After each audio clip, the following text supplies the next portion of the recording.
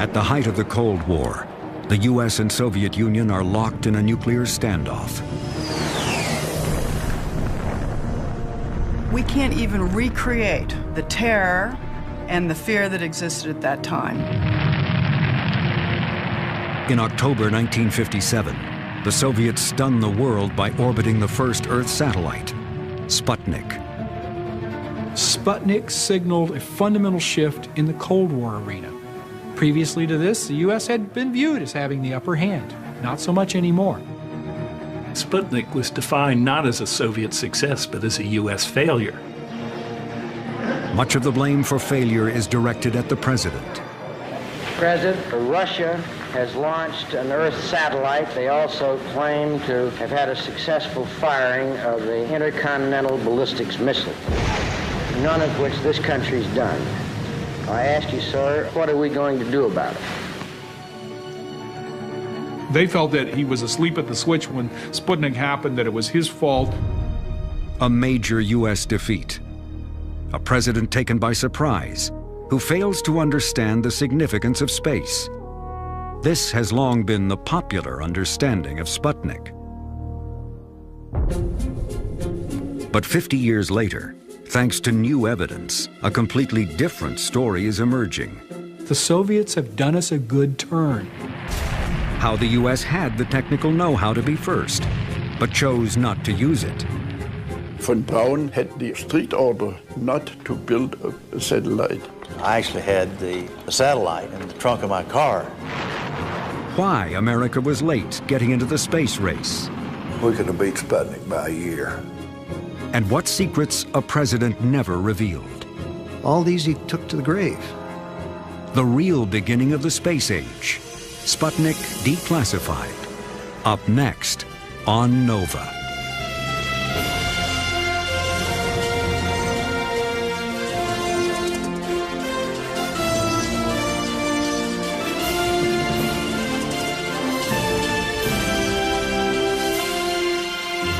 Major funding for NOVA is provided by the following.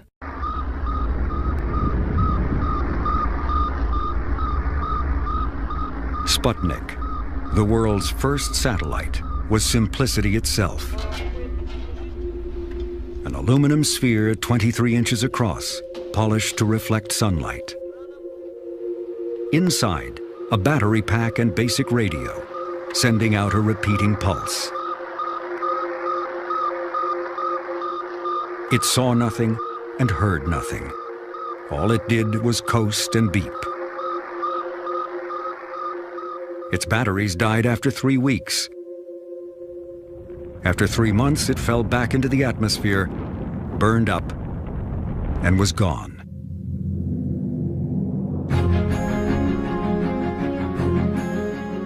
Yet Sputnik sent a shockwave through America and the world, not because of what it did, but because of what it meant. What the Sputnik signal means, we still don't know. The Russians haven't said anything about that. Our own experts haven't found any coded information in it. The event itself, the sudden Russian advance to the far frontier ahead of every other country, that event is full of meanings, clearest of all the scientists whose work is the exploration of space. I'm convinced that the Russian concept is very clear. They consider the control of space around the Earth very much like, shall we say, the great maritime powers considered the control of the seas in the 16th through the 18th century. And they say if we want to control this planet, we have to control the space around it. Americans everywhere viewed Sputnik as a demonstration of Soviet prowess in rocketry that could bring, death from the skies, intercontinental ballistic missiles into this country. Americans are accustomed to being first in scientific and technical achievements. The triumph of Sputnik by our Cold War enemy is an unexpected setback. Within 3 weeks, the Dow Jones average drops 10%. The shockwave that begins in October 1957 reverberates through American society. Before it's over, the fallout from Sputnik will transform a German engineer who worked for Adolf Hitler into an American folk hero, Wernher von Braun. None of which this country's done. The Sputnik fallout will also undermine perceptions of a respected general and popular president, Dwight Eisenhower. The man who is president when Sputnik is launched has spent his entire adult life in the military.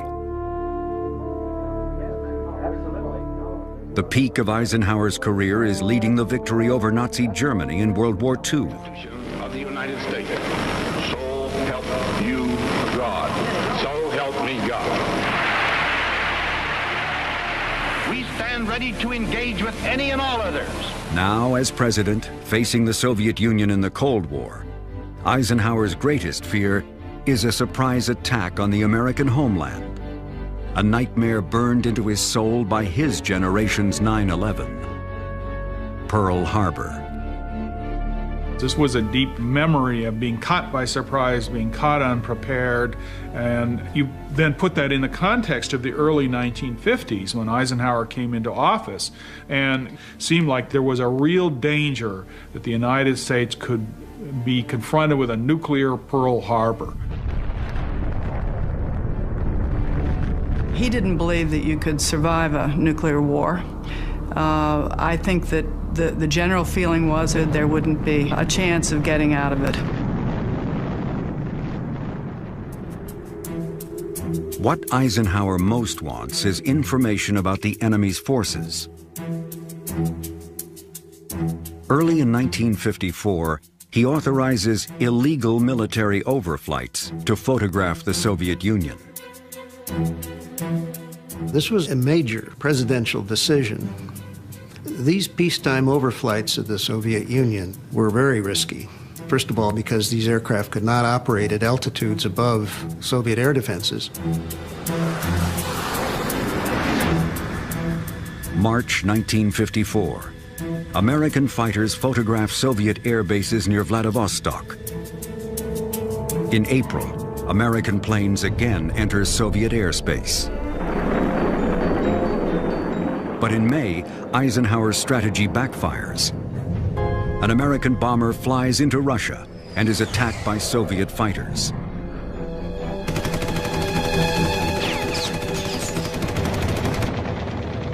The damaged bomber barely makes it home. It is 1954, 3 years before Sputnik.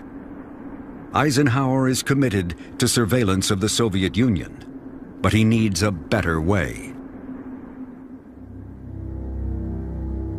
This led him to appoint a secret committee in 1954, headed by the president of MIT, James Killian, to examine this whole surprise attack problem. How real was it, and what did we need to do in order to get the information? In early 1955, the top-secret Killian report concludes that science may soon provide an alternative. Satellites could give Eisenhower exactly what he needs. What Eisenhower is lusting for is a complete overview, the kind of thing that'll tell us where they all are. It's like playing a poker game in which you can look over the other guy's shoulder. Eisenhower believes that intelligence and surveillance is the answer to preventing a hot war. Unlike aircraft, a satellite could keep the entire Soviet Union under nearly continuous surveillance. From now on, a spy satellite will be Eisenhower's highest priority for space, a project that will take years and proceed in deepest secrecy. In the meantime, the Killian report recommends the U.S. proceed with development of ballistic missiles, rockets used to carry bombs. In the early 1950s, the most experienced ballistic missile team in the country is in Huntsville, Alabama, working for the U.S. Army. But the roots of this team do not lie in Huntsville. The engineers developing missiles for the Army are primarily German, and many of them have been working on rockets since childhood. When I was about 14 or 15 years old, I built my first rockets myself. It was very primitive. It was an assembly of some old water pipes, which I screwed together and filled with self-mixed powder. And they got off the ground all right, maybe 15 feet or 20 feet, and then fell down again.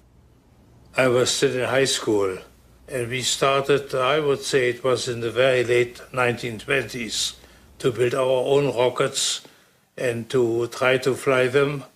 And I said to try to fly them because most of them, of course, didn't work. One of these German rocket boys has even bigger dreams, Wernher von Braun. He not only wanted to pioneer space travel, he wanted to go himself. He was obsessed with the idea that he could lead an expedition to the moon.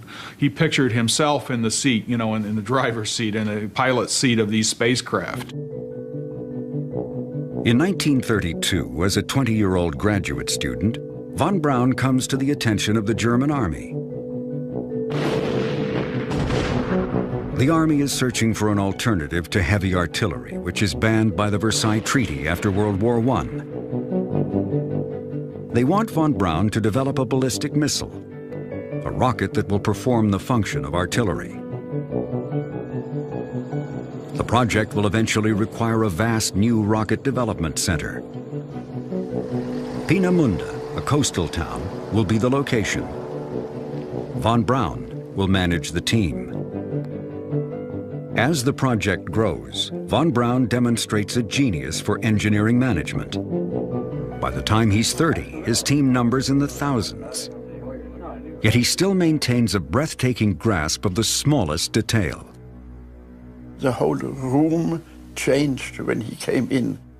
He sat down on a box in our laboratory, not on the chair, just on a box, and a very interesting technical discussion evolved, and it was immediately noticeable how well von Braun was informed about details.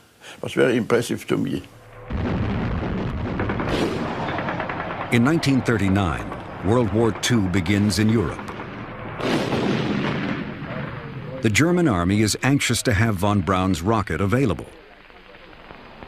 But a working guided missile is still years away. The Peenemünde team faces enormous challenges in engines, guidance, and aerodynamics. The engine is basically a controlled explosion with an opening at one end. The engineers have to find a way to keep it burning for over a minute without melting itself. We had initially a lot of heat transfer problems, so the wall of our rocket engines burned through.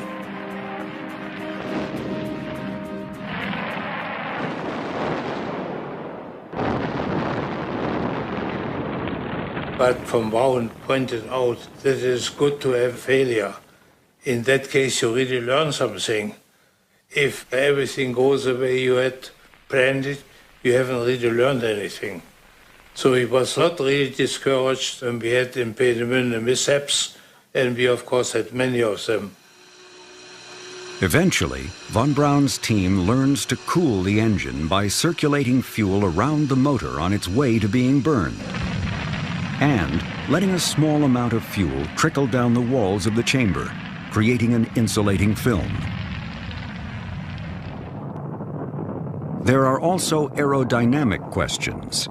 No one is sure what will happen when the rocket exceeds the speed of sound. To get answers, the engineers build a cutting-edge supersonic wind tunnel. The biggest problem is guidance, getting the rocket to steer itself. You were going to have to develop something that would launch vertically and then tilt over, and you were going to have to keep that thing more or less on course, such that it would land on a target reasonably accurately. And that really was the biggest and most difficult part of the whole thing. Von Braun's engineers develop a system of multiple gyroscopes which sense the rocket's position and send steering commands to move control surfaces on its fins and vanes in the exhaust.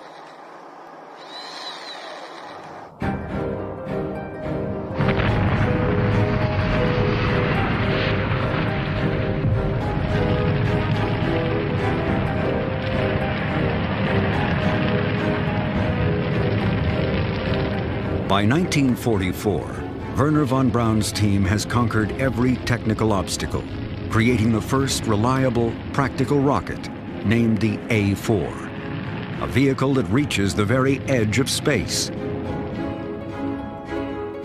And even now, 13 years before Sputnik, von Braun is already thinking about a satellite. One day, one of us young ones said, Dr. von Braun, do you really think that one of these days we can build a little artificial moon that will orbit around the Earth like the moon does? And von Braun said, by all means, when this ordeal is finally over and when we are lucky enough to survive it, then I'm sure that one of the things we will build will be a little artificial moon going around the Earth. But for now, satellites and space travel take a back seat to the war, which is going badly for Germany. The Hitler government renames von Braun's A-4, christening it the V-2. The V in the V-2 was the German word for vengeance. And these were targeted at civilians. It was meant to create terror and panic among a civilian population. In September 1944, the first V-2s are fired at London, Paris, and Antwerp.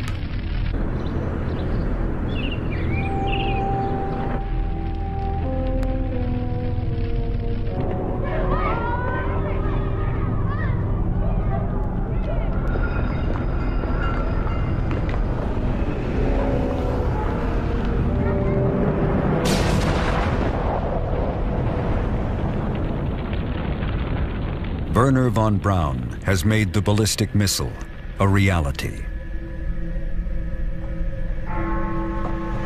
By the end of the war, 3,200 V-2s have been launched, killing roughly 5,000 people. But the true toll of the V-2 is far higher.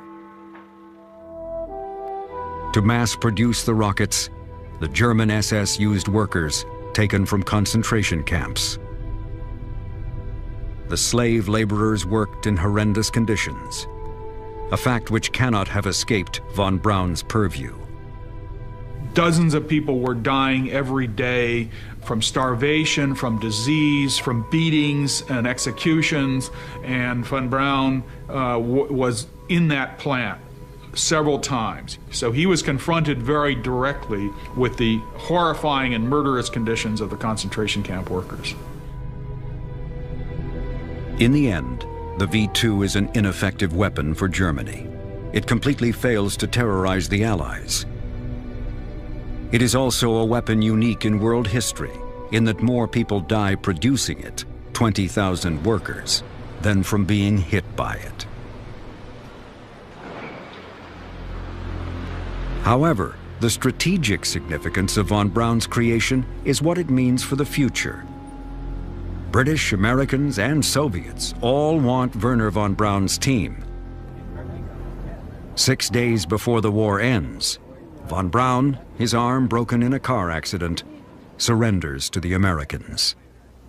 At the end of World War II, he moved his whole team from the northeast of Germany near Peenemünde to Bavaria in the closing weeks of the war so he could surrender to the United States. He told the officer that interrogated him after his surrender, the U.S. will let me go to Mars. He knew very well that he did not want to operate under Soviet control and chose to associate himself with the United States. Von Braun and roughly 100 German engineers are put to work on rockets for the U.S. Army. First in Texas, then in 1950 in Huntsville, Alabama.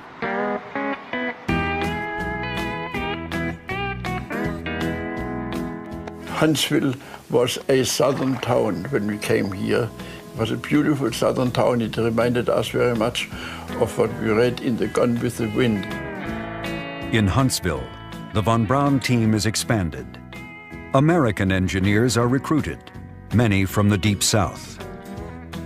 I'm a country boy from Alabama. I was a very naive country boy till I went away to college. I was doing farm work I picked a lot of cotton, and I, of course, hoed corn and chopped cotton.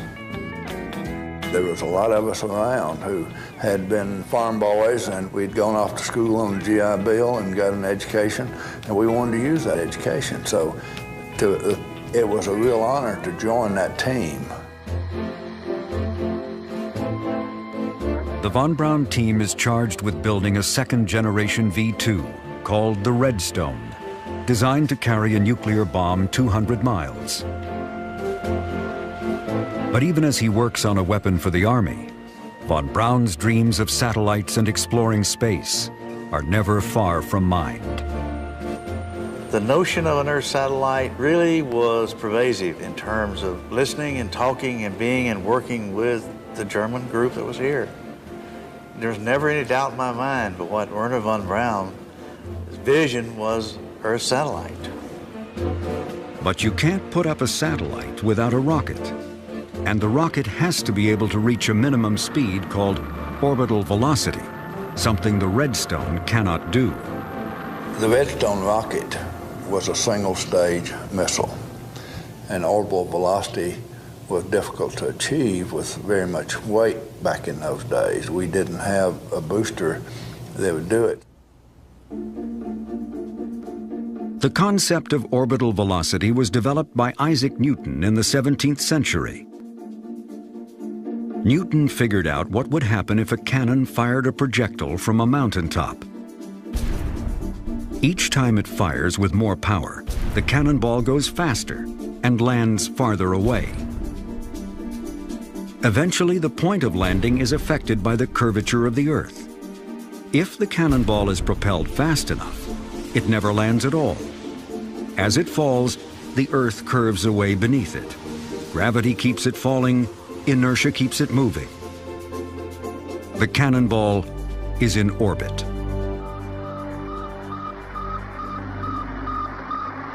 The necessary speed to achieve orbit, orbital velocity, is roughly 17,000 miles an hour. The top speed of the Redstone is only 4,000 miles an hour, not nearly fast enough to reach orbit. But Wernher von Braun has an idea. In 1952, the von Braun and I met in a corridor, and in passing, von Braun said to me, "Ernst, with the Redstone we could do it."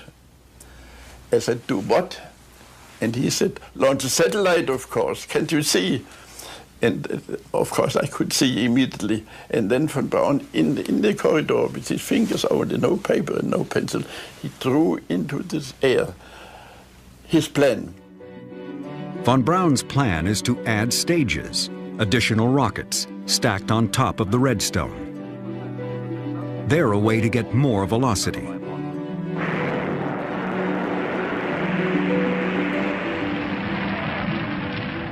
When the Redstone reaches maximum speed, the second stage will fire.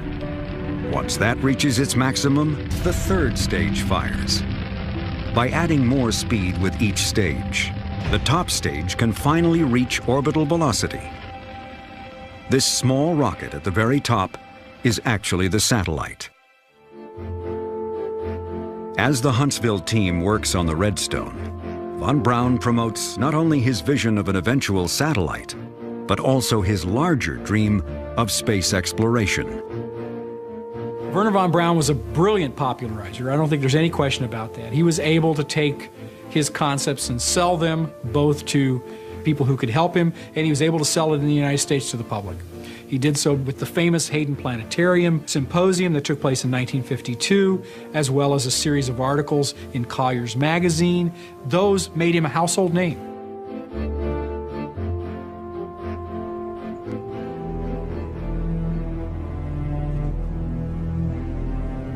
Wernher von Braun is not the only one with a vision for space. Unknown to von Braun, in deepest secrecy, President Dwight Eisenhower and his national security advisors are also studying satellites, not for exploration, but for spying on the Soviet Union. By early 1955, Eisenhower is set on creating a reconnaissance satellite. But the Killian report has pointed out a problem. The legal status of space has not been defined. National boundaries extend into the atmosphere, but how far up does territorial airspace go? The answer will be critical to Eisenhower's spy satellite plan. The question was, would the Soviet Union accept an overflight by an American satellite over its territory? Would that be a provocation to war? We needed to prove that airspace stopped at the top of the atmosphere, that space was in fact a different environment in which there were no limits, which many international lawyers had already been arguing. What Eisenhower will do is orbit a small satellite now to set the legal precedent of freedom of space. You not only have to make the argument from a theoretical perspective, but you have to establish it with some practical application. And launching a satellite into Earth orbit where it would overfly all the various nations associated with its flight path, and they're not protesting that, would mean that it would help to establish a precedent. In May 1955, the policy is officially adopted. To establish freedom of space, America will proceed with a scientific satellite, and Eisenhower will emphasize the peaceful purposes of the project. The National Security Council suggests the best way to do that is through the International Geophysical Year, IGY, which is scheduled to run from 1957 through 1958.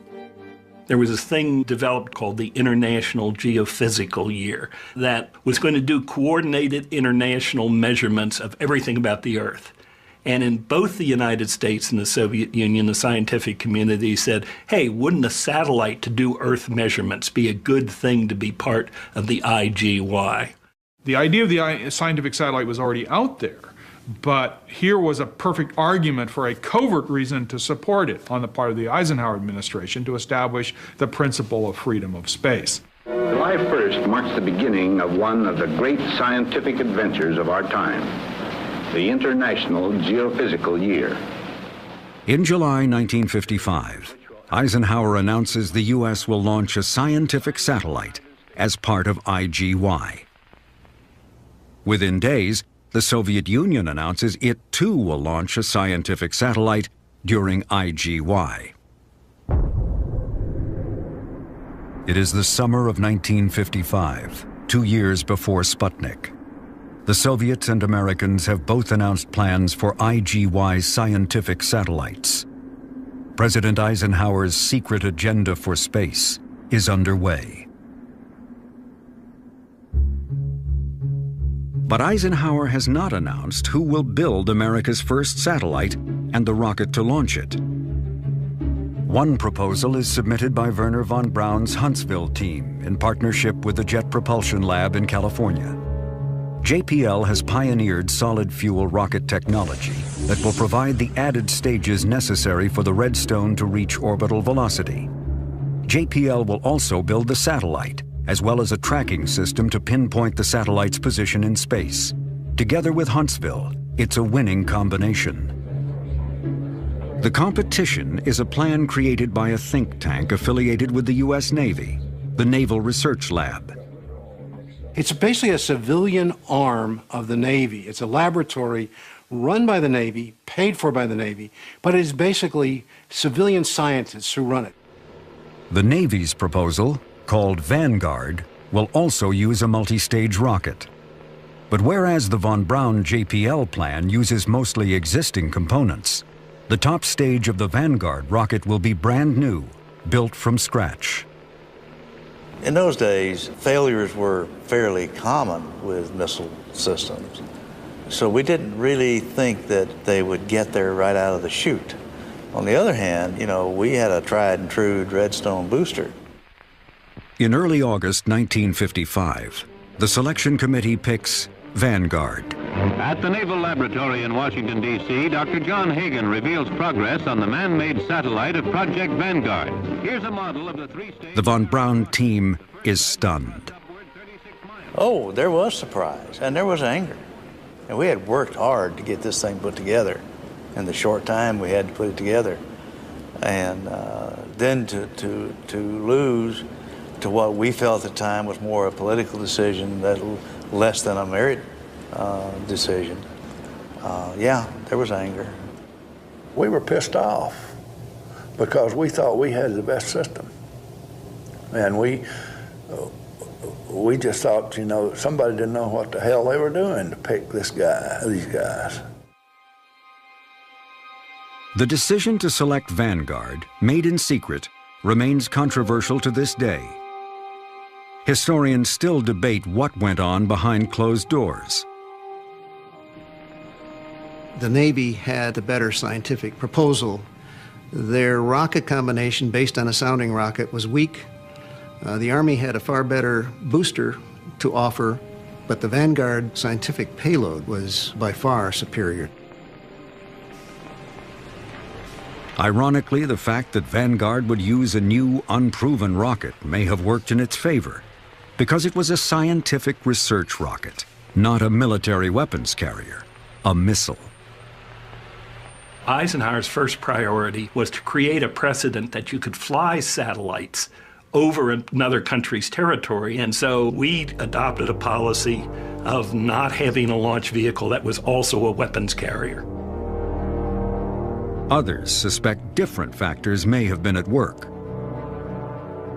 There may have been some other reasons that were not stated in quite the same way.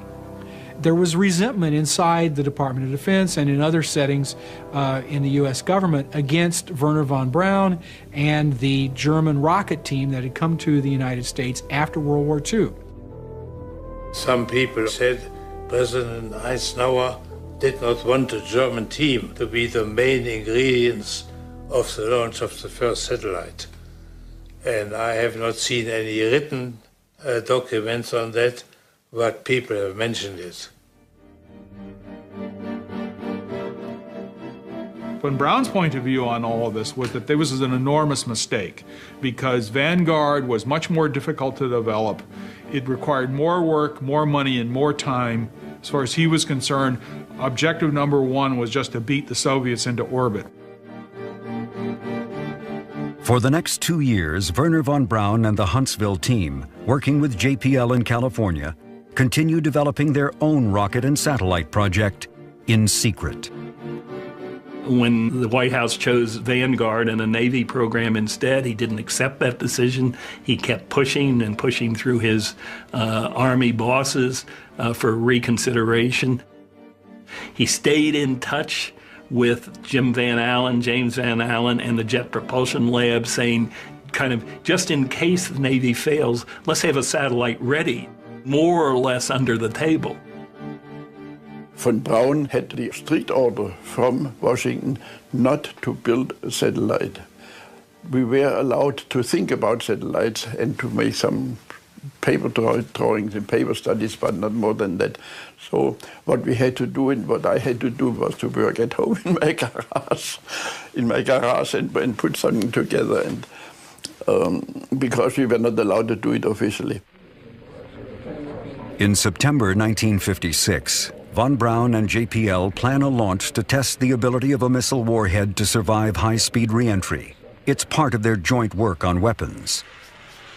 But the test uses the same redstone with added stages that they had proposed for their satellite plan, causing some concern that perhaps von Braun may be planning to disregard orders. We heard that we were going to get an inspection, an audit, a team coming down here to see if we were preparing to do satellite work because we weren't authorized to do satellite work. Okay, so I actually had the satellite in the trunk of my car when the audit team came around. Nobody really gave me an order to do that, but it was sort of like, well, we didn't want the auditors to think we were doing satellite work. On September 20th, 1956, more than a year before Sputnik, the Redstone with extra stages, called Jupiter C, is successfully launched, carrying a dummy top stage.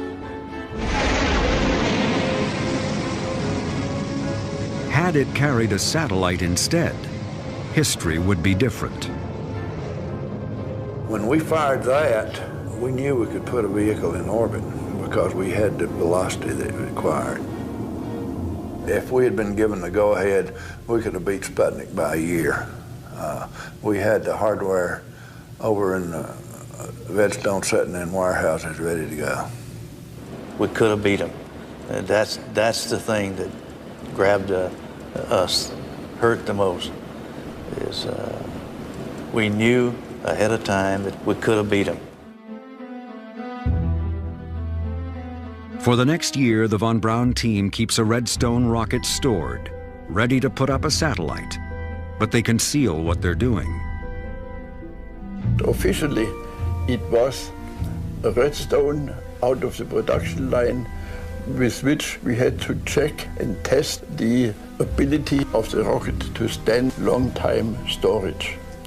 So you see, that was militarily justifiable, but for us, silently, it was the launcher for the satellite.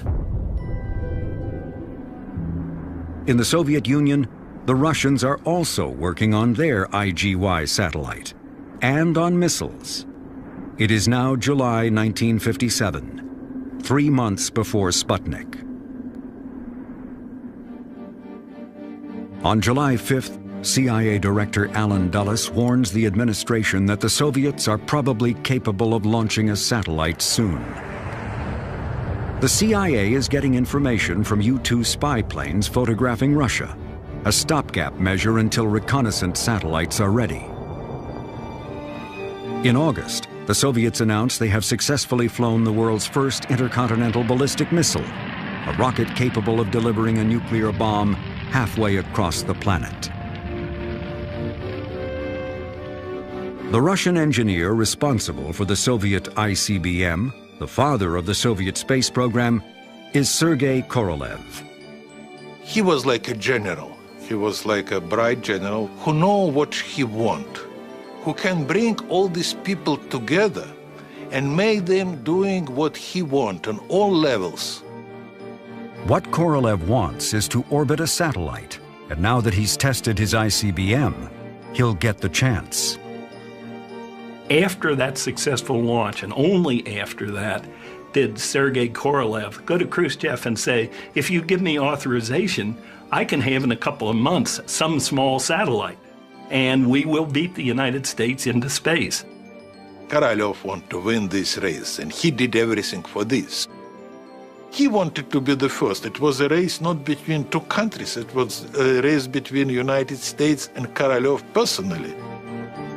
Korolev knows the West will demand proof of the Soviet accomplishment. He plans to provide it with a simple beeping sound, able to be heard by amateur radio operators all over the world. He, from the very beginning, understood that there might be interesting international impact, and he simply installed a little transmitter and antenna to communicate with radio amateurs. And he assumed that they will be able to pick up the signals of the Sputnik. If some of Western propaganda would cast doubt that Russians launch such an object in space, these independent amateurs would be able to confirm.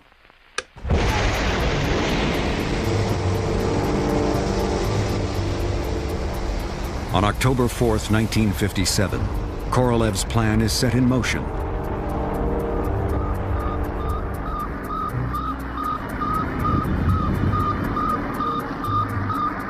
Sputnik, the world's first satellite, reaches orbit. As Korolev predicted, amateur radio operators all around the world track the signal and confirm what the Soviets have done. This is the satellite launch day before yesterday, Friday the 4th of October 1957. It's now 8:30 a.m. on Sunday the 6th. Having been warned by the CIA, Eisenhower is neither surprised nor alarmed. On October 8th, 4 days after Sputnik, he meets with his advisors. Just a few days after Sputnik was launched, Donald Quarles from the Department of Defense is in the Oval Office talking to Eisenhower, and one of the points that he makes is that he thinks that the Soviets have done us a good turn. They had established a precedent of overflight, exactly what Eisenhower wanted to do initially, and now the Soviets had done it for us. But the public doesn't care about legal precedents. All they know is that the Soviets have beaten the U.S. to a major technical milestone. I ask you, sir, what are we going to do about it? Well, let's take first the Earth satellite as opposed to the missile, because they're related only indirectly in the physical sense, and in our case, not at all. Well, I think Eisenhower made a very first-rate political misjudgment about the impact, both within the United States and in the world, of space achievement. Because of the secret intelligence that he had, because of the U-2, he knew for a fact that the Soviet Union was not nearly as big a threat as the hawks and the hysteria mongers seemed to think it was. But the American public couldn't know that. They didn't have this information, and therefore they felt that Eisenhower was asleep at the switch.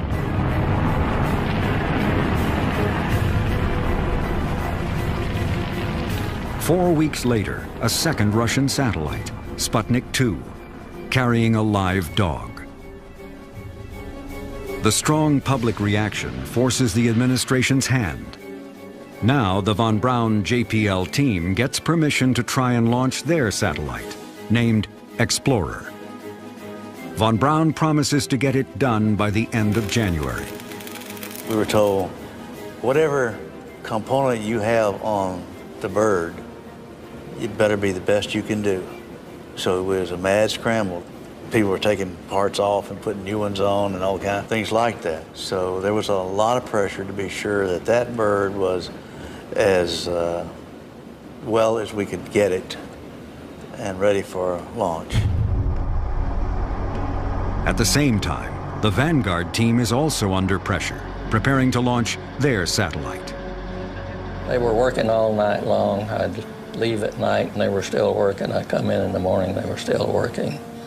I learned a valuable lesson there. If you work people long hours, they'll make mistakes. 3, 2, 1, 0, ignition.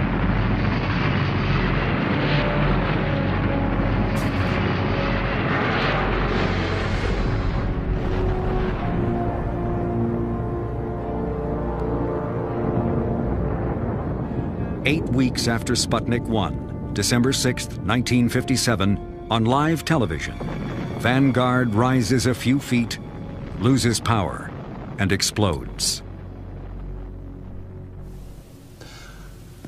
I hate to say this, but I think we were happy to see it blow up, because we knew that the only other chance that the United States had of getting anything into orbit in reasonable points of time was our bird.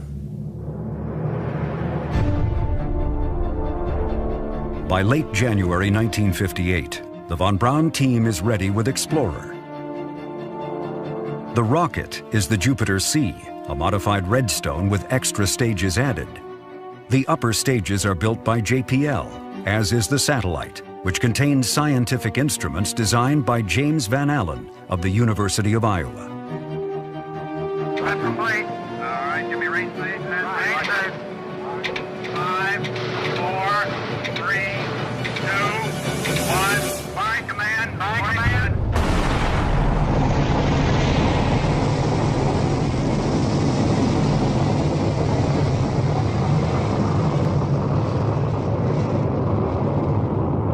Shortly before midnight on January 31st, 1958, the Jupiter C lifts off, carrying the Explorer satellite.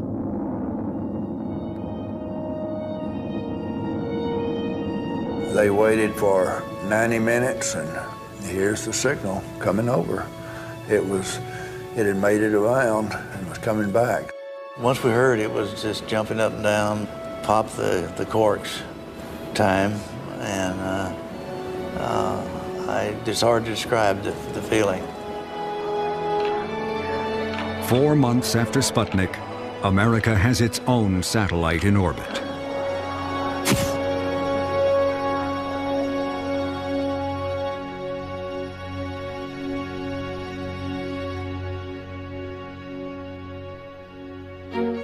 Explorer will go on to do more science than either Sputnik 1 or 2, detecting bands of radiation surrounding the Earth, the Van Allen belts, named for James Van Allen.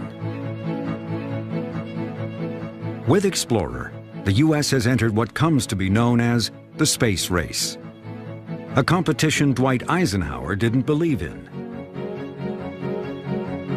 He wanted spy satellites for national security, but was skeptical whether moving toward a manned space program would be worth the cost.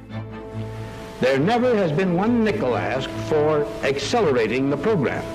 Never has it been considered as a race, merely an engagement. I think he just felt that it was most important to make sure that the United States embarked on a sensible, cost-effective program. He never believed in space spectaculars. He always thought it was important, to move meticulously forward. But the public and the media saw things differently. Once the Soviet Union declared that its space success was an indication of the superiority of the communist way of life, the United States had little chance but to say, well, we can do it better. Now, Eisenhower resisted that pretty strongly, but he was fighting a losing battle.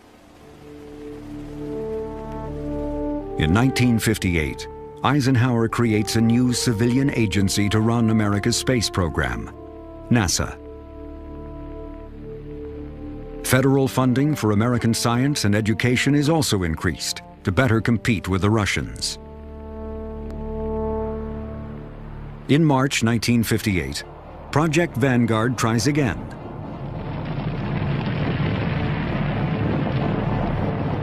Vanguard becomes the second American satellite. Its data prove that the Earth is not perfectly round, but slightly pear-shaped. Today, Vanguard remains in space, the oldest artificial satellite still in orbit.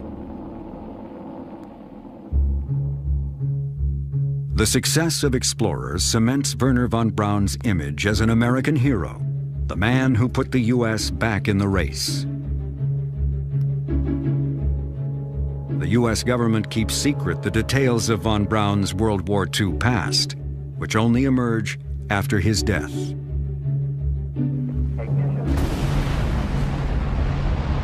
Von Braun's greatest legacy is not the V-2 or Explorer.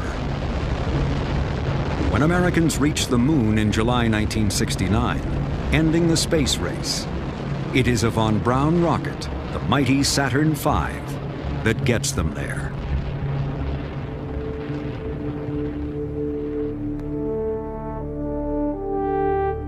Dwight Eisenhower's space legacy remains largely unknown. Just before he leaves office in 1960, the spy satellite he wanted, codenamed Corona, finally becomes reality.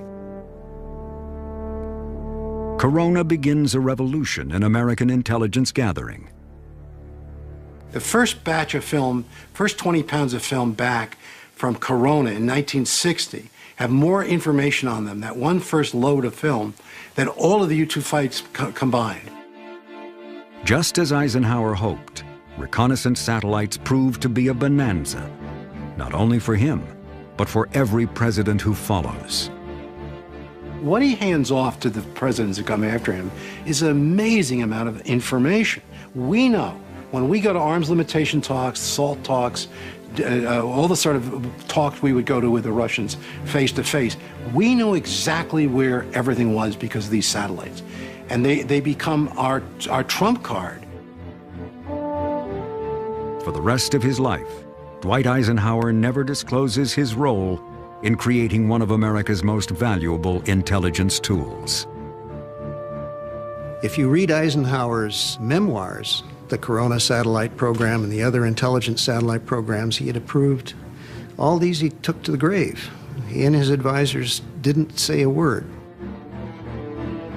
The popular understanding of Eisenhower in the late 50s was he was this nice old grandfather who played golf, and other people were running the administration.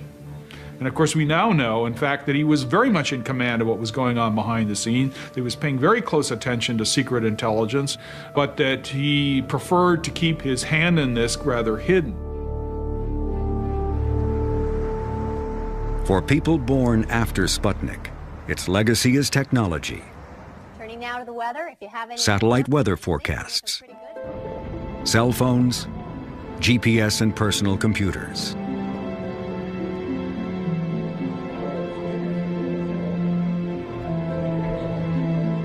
But for those who lived through the fall of 1957, Sputnik will always have a deeper, more profound meaning.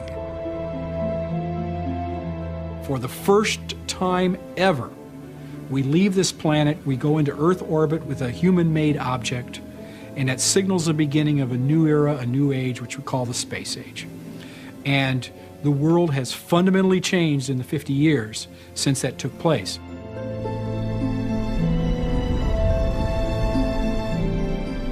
I was in college at that time, and outside my dorm one evening at sunset, and I looked at that in awe, thinking that man made this.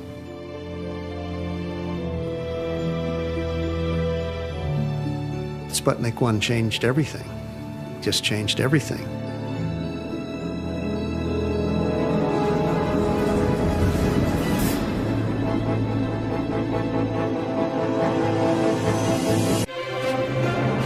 On Nova's Sputnik Declassified website, explore a timeline of the space race, assemble a virtual V2 rocket, see how scientists are using satellites today, and more.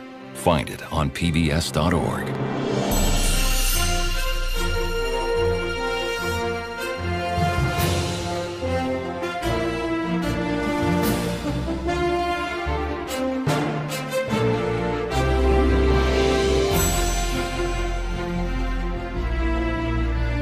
To order this Nova program for $24.95 plus shipping and handling, call WGBH Boston Video at 1-800-255-9424. At the height of the Cold War, the U.S. and Soviet Union are locked in a nuclear standoff. We can't even recreate the terror and the fear that existed at that time. In October 1957, the Soviets stunned the world by orbiting the first Earth satellite, Sputnik. Sputnik signaled a fundamental shift in the Cold War arena. Previously to this, the U.S. had been viewed as having the upper hand. Not so much anymore. Sputnik was defined not as a Soviet success, but as a U.S. failure. Much of the blame for failure is directed at the president. President, Russia has launched an Earth satellite. They also claim to have had a successful firing of the intercontinental ballistics missile, none of which this country's done. I ask you, sir, what are we going to do about it? They felt that he was asleep at the switch when Sputnik happened, that it was his fault. A major U.S. defeat. A president taken by surprise, who fails to understand the significance of space. This has long been the popular understanding of Sputnik.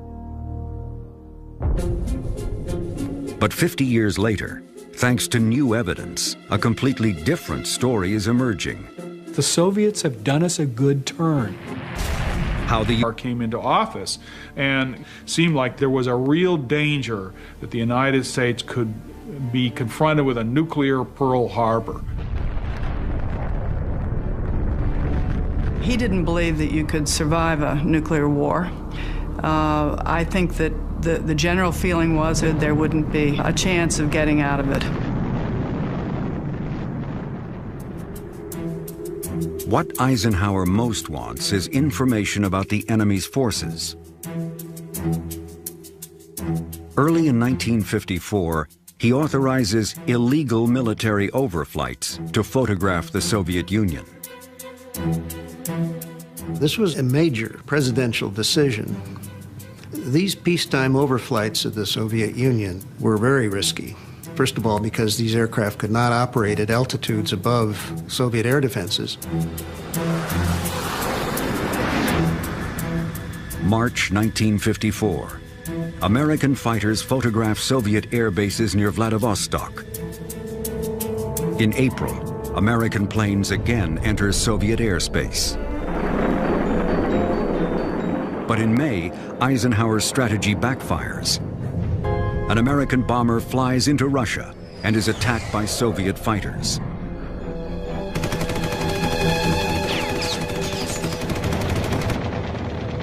The damaged bomber barely makes it home.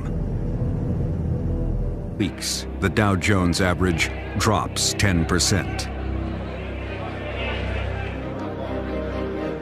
The shockwave that begins in October 1957 reverberates through American society.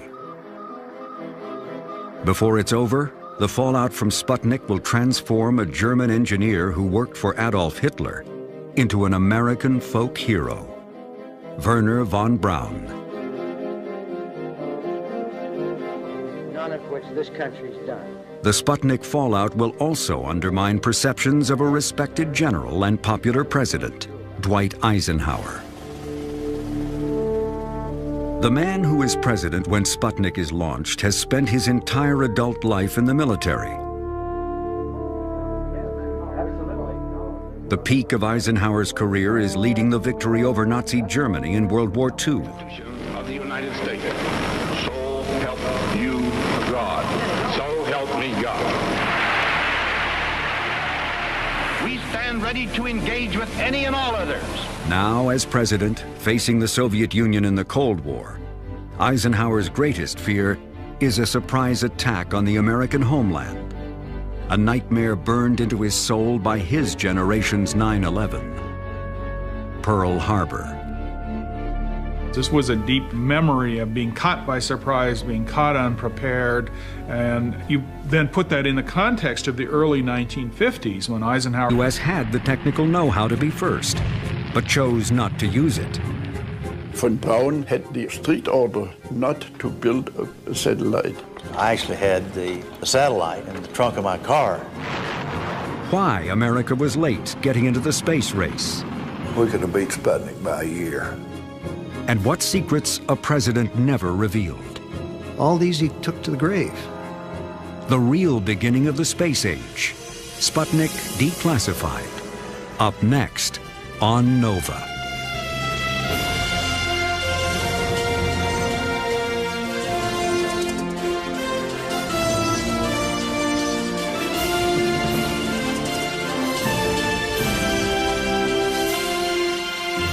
Major funding for NOVA is provided by the following.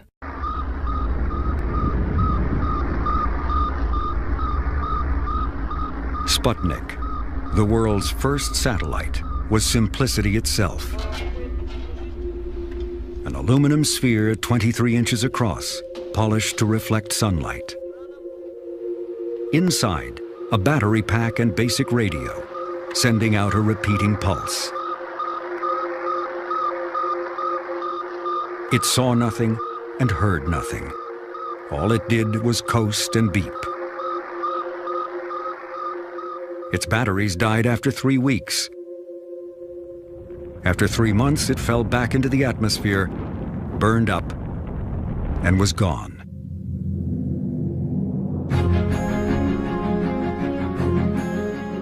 Yet Sputnik sent a shockwave through America and the world, not because of what it did, but because of what it meant. What the Sputnik signal means, we still don't know. The Russians haven't said anything about that. Our own experts haven't found any coded information in it. The event itself, the sudden Russian advance to the far frontier ahead of every other country, that event is full of meanings, clearest of all the scientists whose work is the exploration of space. I'm convinced that the Russian concept is very clear. The consider the control of space around the Earth very much like, shall we say, the great maritime powers considered the control of the seas in the 16th to the 18th century. And they say if we want to control this planet, we have to control the space around it. Americans everywhere viewed Sputnik as a demonstration of Soviet prowess in rocketry that could bring, death from the skies, intercontinental ballistic missiles into this country. Americans are accustomed to being first in scientific and technical achievements. The triumph of Sputnik by our Cold War enemy is an unexpected setback. Within 3 weeks,